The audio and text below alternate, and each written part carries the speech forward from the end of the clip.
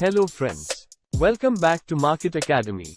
Today we will talk about a book, Atomic Habits. This New York Times bestseller written by James Clear is a comprehensive, practical guide on how to change your habits and get 1% better every day. Using a framework called the 4 Laws of Behavior Change, Atomic Habits teaches readers a simple set of rules for creating good habits and breaking bad ones. Do you ever feel like you're just floating through life, but not actually getting closer to the person that you want to be? It usually happens around New Year's. You imagine all the bad habits you're going to break free from, and all the good habits you will begin. This time it will be different, you say to yourself. This time I am going to do the things that I say I will. Only to end up back where you began shortly after and no closer to what you had envisaged. So the question is, how do you become the person you dream of becoming? How do you break free from bad habits and make the habits you desire easier and automatic? Atomic Habits by James Clear answers all these questions. We are going to be doing a detailed visual summary of this book, and dive deep into topics like habit loops, dopamine spikes, priming your environment, plus heaps more. And make sure to stick around until the end of the video where we tie everything together from the video and I go step by step through how I've personally been using this book with my own habits and how you can start applying it to your own habits. I hope this summary inspires you to go out and grab a copy of the book for yourself, because this book deserves a space on everyone's bookshelf. Let's jump into it. Imagine a plane taking off and traveling from New York to Los Angeles. Just before takeoff you adjust the plane just slightly by 3 degrees. Or around 80 inches. If you kept flying in a straight line, you would end up closer to Tijuana in Mexico than in your intended destination of Los Angeles. The same goes for our habits. Tiny changes in our habits can change the trajectory of our lives in ways that we can't even notice until many years into the future looking back. In both good ways and bad. You are your habits. The power of Atomic Habits. A slight change in your daily habits can guide your life to a very different destination. Massive action vs 1% improvements. Far too often, we convince ourselves that massive success is only possible through massive action. In any goal we are pursuing, we expect ourselves to make some quantum leap or momentous improvement that will gain others' attention. However, it is the tiny improvements that aren't even noticeable at first that create incredible change. Let's look deeper into the math. 1% better every day for a year will compound to nearly 38 times better. 1% worse every day for over a year will bring you close to zero. Your habits can compound against you in the form of things like stress or negative self-talk. Or they can compound for you in the form of things like knowledge, productivity, skills and relationships. Success is the product of daily habits, not once in a lifetime transformations. The truth about progress. When you start any endeavor in your life, here is what we think should happen. Linear progress. Here is what actually happens. Notice this section here.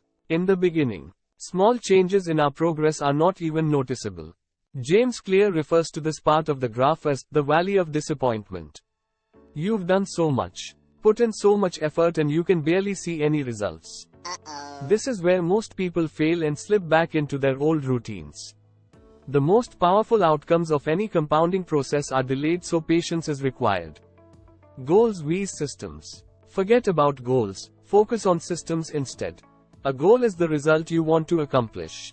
Systems deal with the processes that lead to results. The conventional wisdom suggests that the best way to achieve anything we want in life, getting into better shape, building a successful business, spending more time with family, is to set specific, realistic goals.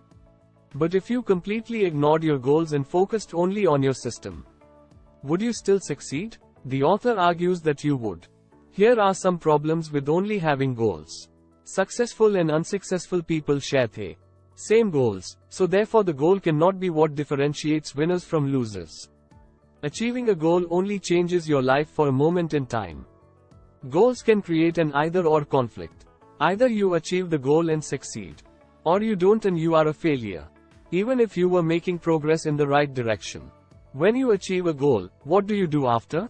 If your goal was running the local marathon, chances are after completing it, your motivation will quickly fade, and you will just slip back into your old routines. Goals are good for setting a direction, but systems are best for making progress. A system of atomic habits. The problem with changing your habits is not you. The reason why you repeat the same bad habit for so long isn't because you don't want to change, but because you have the wrong system for change. Atomic habits are small routines and behaviors that accumulate to produce incremental positive outcomes over time. Big breakthroughs tend to get more attention than small improvements.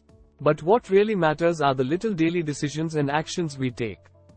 Just as atoms are the building blocks of molecules, atomic habits are the building blocks of remarkable results. There are 3 layers to behavior change. The first layer is changing outcomes, the result. Losing that weight, writing that book, winning the season. The outcomes are what you get. The second layer is changing your process. What you do. The new workout routine, developing a daily reading habit. And the third layer is changing your identity. What you believe, your worldviews and how you think about yourself and others. Most people focus on the outcomes, but the best way to change your habits is by focusing on the person you want to become instead of the results you want. The goal isn't to learn an instrument, it is to become a musician. The goal isn't to run a marathon, it is to become a runner.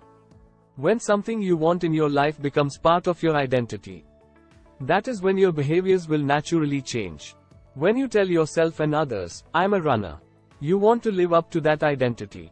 Remind yourself, every time you do a workout, you are an athlete. Every time you write a line of code, you are a coder. Each time you instruct your team, you are a leader. The habit loop. A habit is when something has been repeated enough times that it becomes automatic. Ultimately, we want our habits to solve problems in our lives with the least amount of effort. A habit is formed and reinforced by means of a continuous feedback loop. Cue plus craving plus response plus reward. The key to creating habits that stick is to create feedback loops that are continuously being improved. Cue. Phone buzz. Craving. Want to know who messaged. Response. Pick up phone. Reward. Solve the problem of who messaged. Cue. Mind goes blank at work. Craving. Want to alleviate the frustration. Response. Check social media. Reward. Satisfied the need to feel less frustrated. Over time, rewards become associated with cues. So, in this example, checking social media becomes tied to your mind going blank at work. And then checking Facebook may be the cue to check Instagram, which becomes the cue to check YouTube. And before you know it, your mind going blank cue has led to 20 minutes of wasted time. And the more you repeat these habit loops, the stronger and more automatic they become. Cues can really be anything. A smell, a sound, a sight, a person, a location, etc. Try to think of any cues in your daily life that are initiating your good or bad habit loops. So how can we influence the habit loop to work for us? This book shows us the 4 laws that will guide us to do just that. Law 1. Make it obvious. Most of your current habits are so automatic that you don't even realize them. You must first become aware of your habits before you can change them. You can achieve that with your habit scorecard. Write down all your daily behaviors on a habit scorecard. From the moment you wake up until the moment you go to bed. Your scorecard may look something like this. Based on whether it helps you become the person you aspire to be.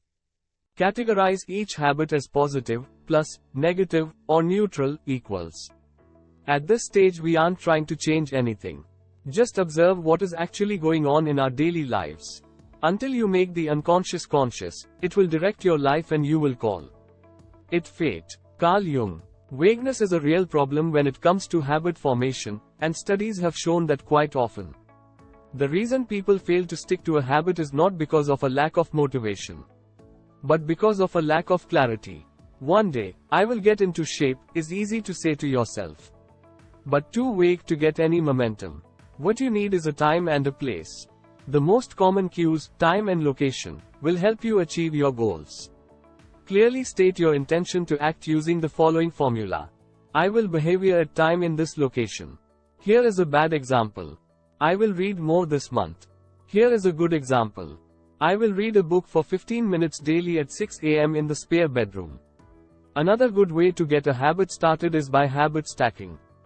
To stack habits, tie a desired habit to an existing habit according to the following formula. After current habit, I will new habit. For example, after I brush my teeth, I will stretch for 5 minutes. You can stack habits together. For example, after you finish brushing your teeth, you will meditate for 10 minutes, then plan the rest of your day before checking social media. A chain of habits is more likely to be sustained if you practice this consistently. Choosing the correct trigger is essential. You need a trigger cue. Your trigger should be something that you do automatically without fail during your day, such as waking up, turning off your alarm, or brushing your teeth. James Clear tells us in the book that motivation is highly overrated. You can better shape your behavior by designing your environment. We are more influenced by our environment than our willpower or motivation. It's hard to stick to positive habits in a negative environment. Environment is the invisible hand that shapes human behavior. Creating a habit requires you to redesign the space around you, home, work, too. 1. Make it easier to see the cues for the desired habits and 2. Avert bad habits by making them invisible. If you want to drink more water, make the cues visible and obvious. Place water bottles around the house in places you are likely to see them. Want to read more? Place the book somewhere you will see it. If you want to get better on the guitar, don't leave it out of sight in a closet. Context is the cue. Objects in the environment do not determine our behavior. Rather, it is our relationship to them that does. Stop seeing your environment as a place simply filled with objects. Imagine it as a place filled with relationships. The couch in the living room is the place where one person reads an hour a night. For another, the couch is where they watch Netflix and eat pizza and relax after work. If your relationship with the couch is a place to relax, then trying to get a work-related task done in that environment may be difficult. Try to make separate zones in your house for different activities. The author likes to use the mantra, one space, one use. If you are trying to eliminate a bad habit, you can only rely on self-control in the short term. Cutting off bad habits at the source is a more reliable solution and one of the most practical ways to eliminate a bad habit is to make it invisible. Eliminate it from your environment. For example, put your phone in another room for a few hours if you have trouble getting work done. Put junk food out of sight or remove it from your house if you are trying to lose weight. Law 2. Making it attractive. When we expect to be rewarded, we take action. The more rewarding an action is, the more likely we are to repeat it until it becomes a habit. Hence, the first step to forming good habits is to make them more attractive. Understanding how dopamine affects your body will help you. Dopamine and feedback loops. Our motivation levels are affected by dopamine, a hormone and neurotransmitter. We are more motivated to act when our dopamine levels rise. By measuring dopamine, scientists can pinpoint the exact moment at which a craving occurs. It was once assumed that dopamine was just about pleasure, but now we know it's vital to many neurological functions, including motivation, memory, learning, punishment as well as voluntary movement. Gambling addicts have a dopamine spike right before they place a bet, not after they win. Let's dive deeper into dopamine spikes. Using social media, eating junk food and taking drugs are all associated with high levels of dopamine and are highly habit-forming. The hormone dopamine is released not only when we experience pleasure, but also when we anticipate it. Think about before going on a vacation. Sometimes the thinking and anticipation of the vacation is better than the actual vacation. Seeing the junk food you desire surges dopamine, not after eating it. Drug addicts increase dopamine when they see the drugs, not after taking them. The craving is what causes us to take action in the first place. Making our habits attractive is vital because it is the expectation of a rewarding experience that drives us to act. Here, you can use a strategy known as temptation bundling. The temptation bundling process makes a habit more attractive by combining an action we need to do with one we want to do. For example, you could bundle watching Netflix, something you want to do, with working out, something you need to do.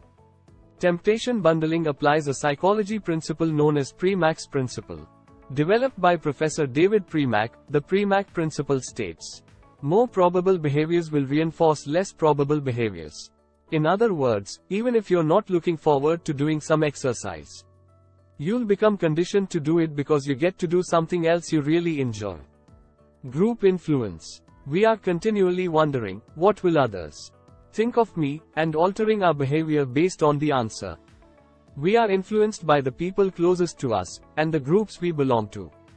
If you are trying to build a new habit, one of the best ways to reinforce the habit is to find and become part of a culture where that habit is the norm. If you want to get into better shape, surround yourself with fit people. If you want to read more, join a book club. Primal motivators, the source of cravings.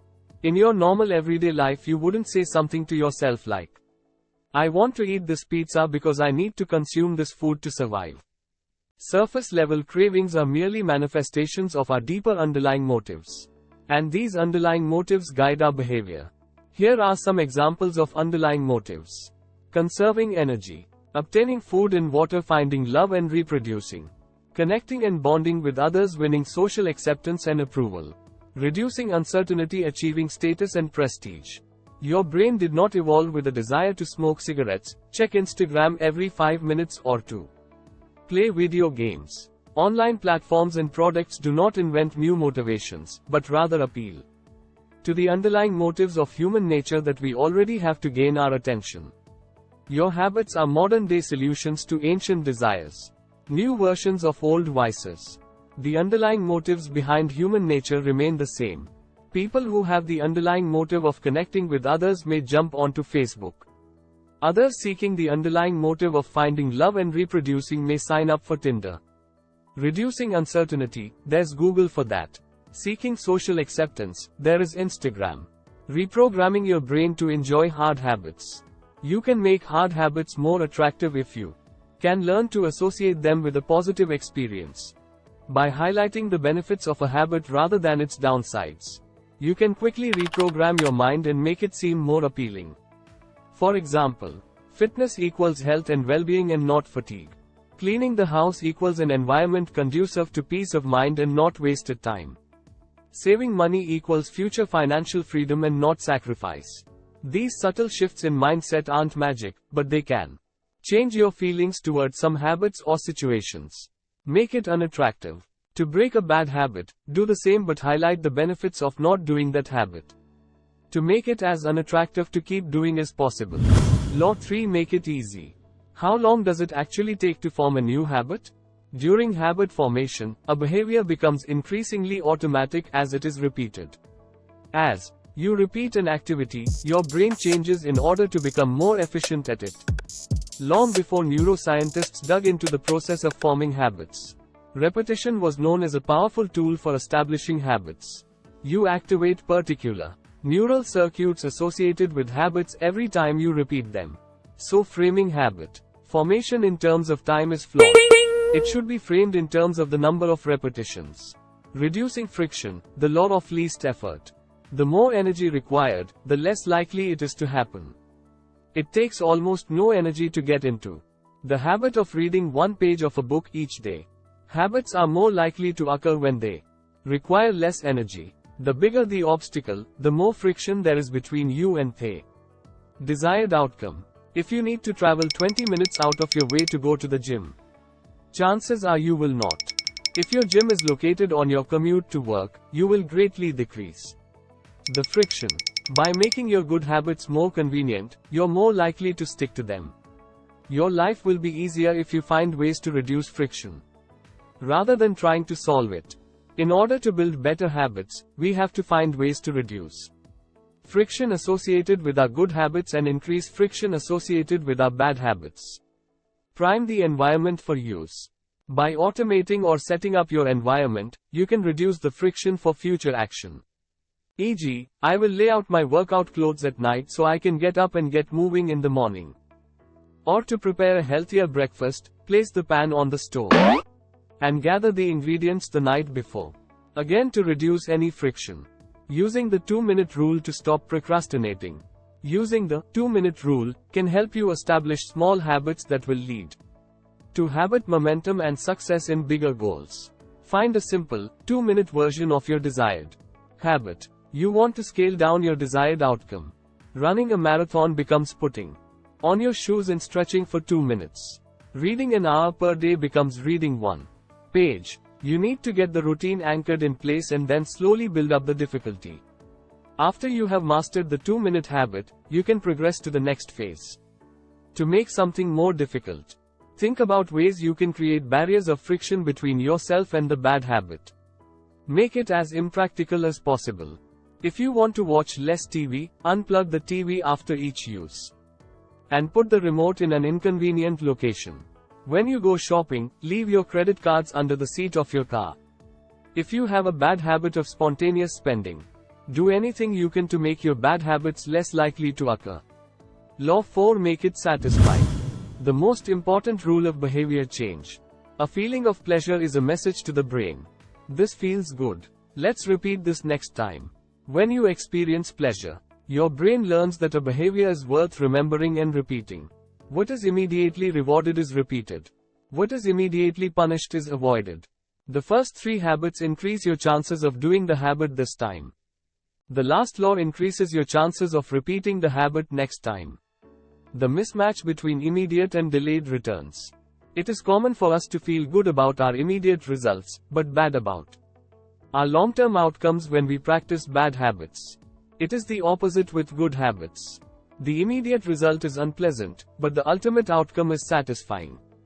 A certain amount of success in just about every field involves ignoring an immediate reward for a long-term one. It is best to add a little immediate pleasure to the habits that will pay off in the long run, and a little pain to those that won't. How to stick with good habits every day. Quote, the vital thing in getting a habit to stick is to feel successful, even if it's in a small way. The feeling of success is a signal that your habit paid off and that the work was worth the effort. It is satisfying to make progress, and you can monitor your progress using visual measures, such as moving paper clips, hairpins, or marbles. These little wins can go a long way.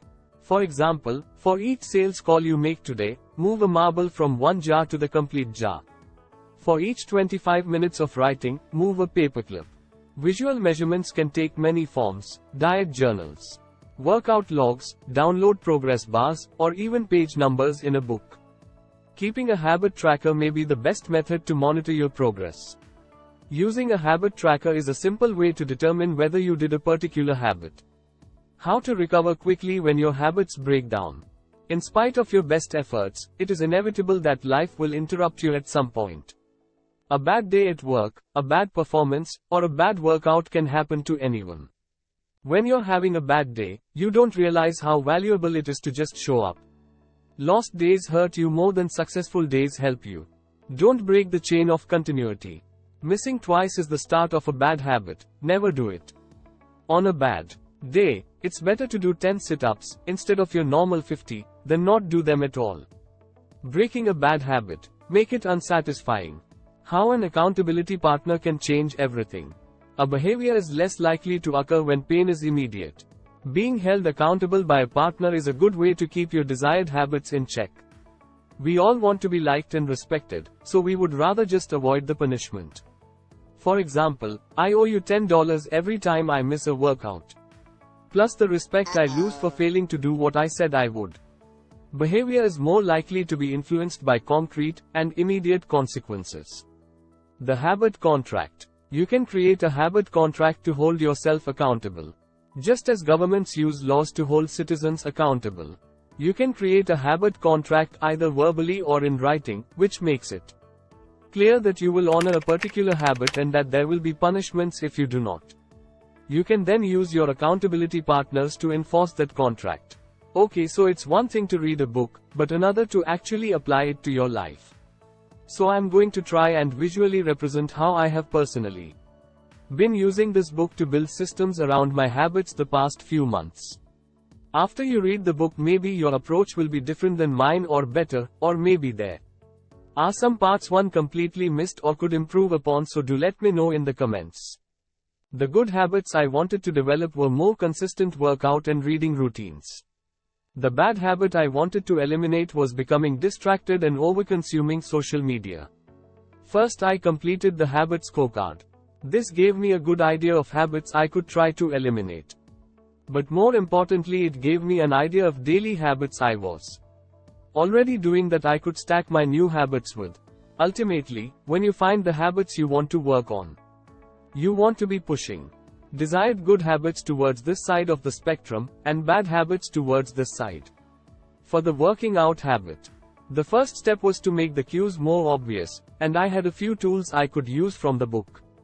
In this case, I used what James Clear calls the implementation strategy. I will work out at 6 a.m. in the living room. Next, I tried as best I could to design my environment conducive to this new habit.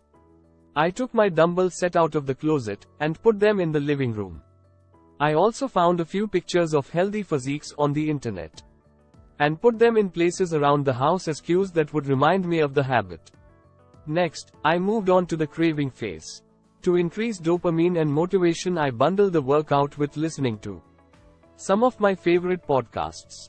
I also implement reprogramming my brain.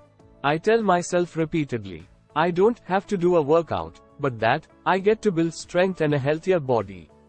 That subtle shift in mindset has gone a long way.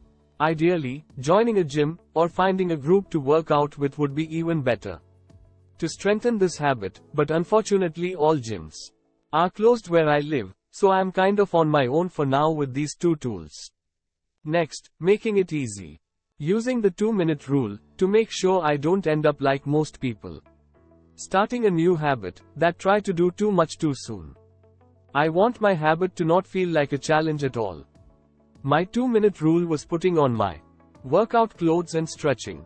If that was the only thing I accomplished, then that was fine, because I showed up. But you will quickly find that once you are there, you are now motivated to get the workout done. It is weird, but the motivation seems to come after you get started. My mindset is focused on small 1% changes compounding into meaningful results. And that my systems will get me to the results, not vague goals. Remembering that my main focus at this point is just making sure I show up and start anchoring this habit in place. Once you are consistently showing up, increase the progression. To decrease friction, I made the rule that I'm not allowed to check my phone until the workout was complete. If I get distracted by emails or social media, it is one excuse and one step of friction between myself and the workout getting completed. Lastly, this was a game changer for me, priming the environment. When I place my shoes, yoga mat and dumbbells out the night before, I skyrocket my show up and workout percentage. As soon as I place these items out the night before, I feel like the ritual has begun and the workout is already complete because I have zero excuses. So with those 3 phases of the loop systemized to get me to show up, I only had the last phase of the loop left to tackle. To make sure I keep repeating the habit, I use both of these tools somewhat together to close out the loop. I use a habit tracker. Crossing the day off the calendar becomes the reward, and it forces me to not want to break the chain. I also take a picture of the calories I burnt and send the picture to my partner, and that feels satisfying.